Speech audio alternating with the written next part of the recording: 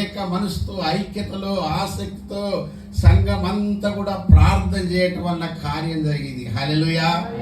అది చాలా అద్భుతం. ఆ రోజులలో తెల్లారి వీళ్ళు ఎటుపోయారో ఏం సంగతో విచారిస్తే వాళ్ళు చక్కగా నిలబడి మాట్లాడుతున్నారు సంఘాలలో, మరి ఆ ప్రదేశాలలో.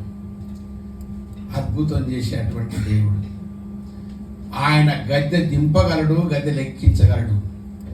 అధికారాలన్నీ కూడా దేవుని చేతిలో ఉన్నాయి. కలిగి ఉన్నది ఏది ఆయన లేకుండా కలగలేదు. చాలా మంది అనుకుంటున్నారు నాకు అధికారం వచ్చేది, నాయకులు రాజులు నాయకులు నాకు అధికారం వచ్చింది కాదు. ఆయన ఇచ్చిన అధికారం, ఆయన ఇచ్చిన అధికారంతో కొంతమంది దుర్వినియోగం చేస్తున్నారు, కొంతమంది న్యాయ పరిపాలన చేస్తున్నారు, కొంతమంది ప్రజలంటే ఇష్టం లేని పరిపాలన చేస్తున్నారు ఈ లోకములో. కాబట్టి న్యాయమైనటువంటి